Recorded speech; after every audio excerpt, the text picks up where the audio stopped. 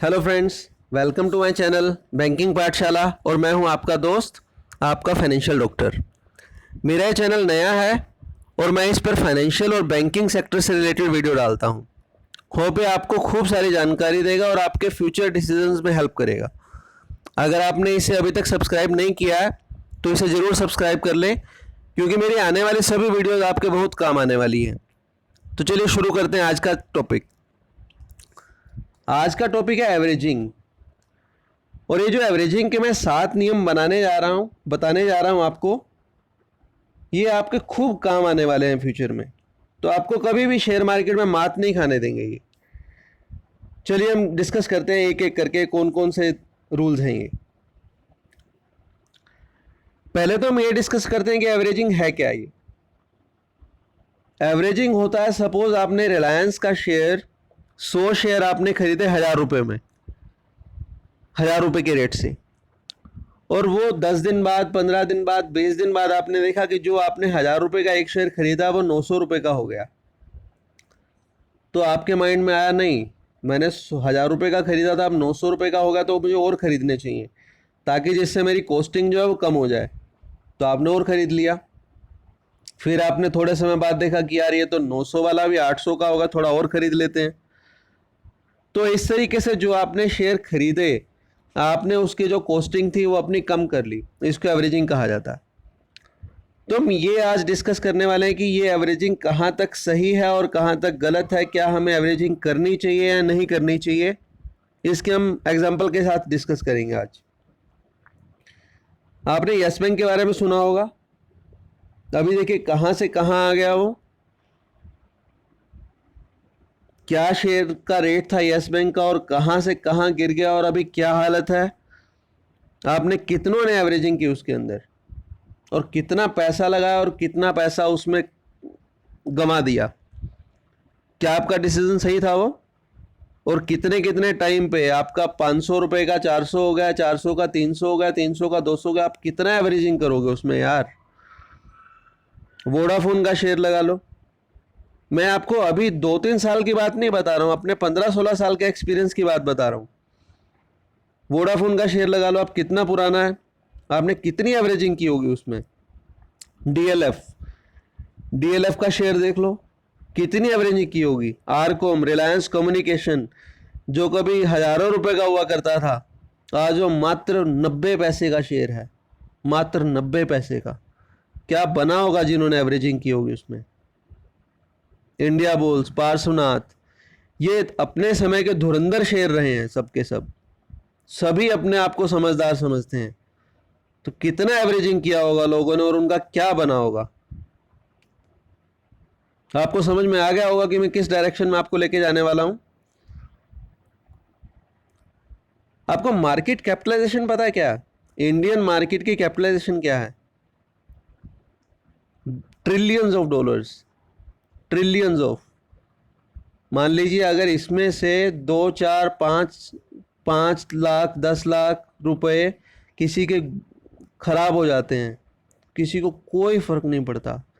लेकिन अगर आपके 10 लाख रुपए, 15 लाख रुपए, 20 लाख रुपए खराब होते तो आपको फर्क पड़ता है। आपने देखा है एक एक 2-2 दिन के लिए जब मार्केट गिरती है, क्रैश होती है, घंटों भर में कितना पैसा गायब हो जाता है मार्केट से, वाइप हो जाता है। कहाँ जाता है वो पैसा? मार्केट के अंदर जो भी काम होता है, हर एक काम का कहीं ना कहीं फायदा मिलता है। जो खरीदता है, जो बेचता है, दोनों कमाते हैं, तो दोनों ही कमाते हैं।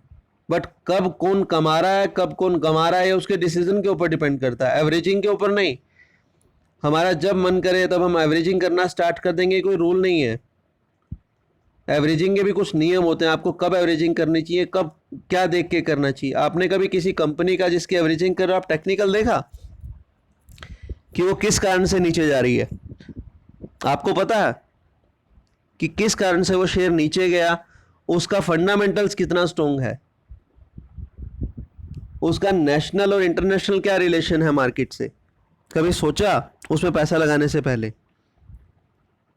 क्या आपने देखा जो शेयर अभी 1000 रुपये का था वो महीने भर में 1200 रुपये का होगा, 1250 रुपये का होगा? तो उसमें तो बुकिंग प्रॉफिट बुकिंग होगी ही ना, थोड़ा सा नीचे आएगा वो। तो ये ज़रूरी नहीं कि 1000 से भी नीचे चला जाए। अगर प्रॉफिट बुकिंग आई है तो आपका जो कॉस्टिंग था, जो आपने जिस रेट पे उसको ख़रीदा था, अगर आपने सही दिमाग लगा के पूरे एनालिसिस के साथ अपना पैसा लगाया तो आपको घबराने की ज़रूरत नहीं है। पर अगर आपका डिसीज़न गलत रहा था उस समय पे, तो आपको वो देखना है कि आपका वो डिसीज़न सही था या गलत था। अगर आपने गलत शेयर में पैसा लगा दिया तो उसमें एवरेजिंग नहीं करना आपको। आपको मार्केट में पैसा कमाना है, आपको गंवाना नहीं है। आपको किसी शेयर से प्यार नहीं करना है। आपको IRCTC, yes bank, India bulls, DLF, आपको शेयर से प्यार नहीं है। आप अगर मार्केट में पैसा लगाने आए हो तो पैसा कमाने के लिए आए हो। अगर आपको आपका शेयर का रेट अगर नीचे चला गया है तो आपको उसमें एवरेजिंग नहीं करनी है। आपको ये देखना है कि अगर उसके फंडामेंटल स्ट्रॉन्ग है, सिर्फ मार्केट कंडीशंस की वजह से उसमें प्रॉफिट बुकिंग हो रही है तभी वो नीचे गया, तब आप सोच सकते हो।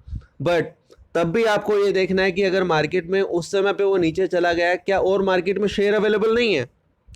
मार्केट में बहुत सारे शेयर हैं, बहुत सारी अपॉर्चुनिटीज़ हैं।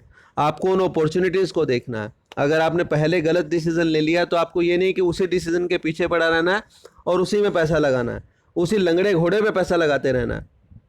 ऐसा नहीं है। अगर आप ऐसा काम करेंगे तो आपका भगवान ही मालिक है। और हाँ, 7वां सबसे बड़ा नियम जो है, ऑलवेज मार्क स्टॉप लॉस। आपने कभी ध्यान दिया कि अगर आपने 1 लाख रुपया लगाया और 1 लाख रुपए का आपके 1 लाख 2,000, 3,000 या 4,000 रुपये बन गया, आप फटाफट से निकाल लेते हो। 1 लाख का 1,04,000 रुपये आपने फट से निकाल लिया। और अगर आपके पैसे का 1 लाख का 95,000 हो गया, 94,000 हो गया, 90,000 तक भी हो गया, तब भी आप सोचते हो, आप देखते हो, आप कहते हो नहीं यार कोई बात नहीं, ये मैं बियर कर सकता हूँ, ये मैं बियर कर सकता हूँ। आपका वो जो डिसीज़न रहता है बियर कर सकता हूँ, इसका मतलब आप सरेंडर कर चुके हैं। आप मार्केट में काम करने का अपना जो डिसीज़न है उसको खो चुके हैं। आपका फ़र्ज़ उस समय पे क्या बनता है, जैसे आप 5,000 रुपये ऊपर बढ़ते ही किसी चीज़ को बेच देते हैं, वैसे ही आपको इक्विवेलेंट ट्रीट करना है जब 5,000 रुपये नीचे आपका कोई डिसीज़न चला गया। अगर आपका पैसा आपके हाथ में रहेगा तो फ्यूचर में बहुत सारी अपॉर्चुनिटीज़ आपको मिलेंगी। अगर आप ऐसे ही सरेंडर करके बैठ जाएंगे तो ऐसा हाल होगा जैसा यस बैंक के साथ हुआ, जैसे DLF के साथ हुआ, जैसे पार्श्वनाथ के साथ हुआ। कभी भी अपने पैसे को ओपन मत छोड़िए। ओपन मतलब विदाउट स्टॉप लॉस के मत छोड़िए। अपने पैसे को हमेशा वॉच करते रहिए। आप जितने भी शेयर देखेंगे, कितने भी शेयर देख लीजिए, अगर आपका शेयर अच्छा रहा है तो आपको हमेशा लिमिट में रखेगा वो। अगर आपका डिसीज़न बुरा रहा है तो वो लिमिटलेस हो जाता है। जितने भी शेयर आप मार्केट में उठा के दिख लीजिए, जैसे मैंने आपको आरकोम का बताया, रिलायंस इंफ्रा का बताया, मार्केट ऐसे शेयरों से भरी पड़ी है जिसमें लोगों ने पैसा लगाया और एवरेजिंग के चक्कर में खुद भी बर्बाद हो गए और परिवार का पैसा भी डुबो दिया। इसीलिए फ्रेंड्स, अपना डिसीज़न जो भी लेना है वो सोच समझ के लीजिए। आपका पैसा है, आपका पैसा आप मार्केट में पैसा कमाने के लिए लगाते हो, गंवाने के लिए नहीं। तो मेरा आज का टॉपिक यहीं ख़त्म होता है। अगर आपको ये चैनल और वे वीडियो अच्छा लगा तो इसे ज़रूर शेयर कीजिए और इस चैनल को सब्सक्राइब कीजिए। मेरा नेक्स्ट वीडियो मैं जल्दी ही लेके आ रहा हूँ, तो आपके हेल्पफुल रहेगा वो भी। Thank you very much. Thank you.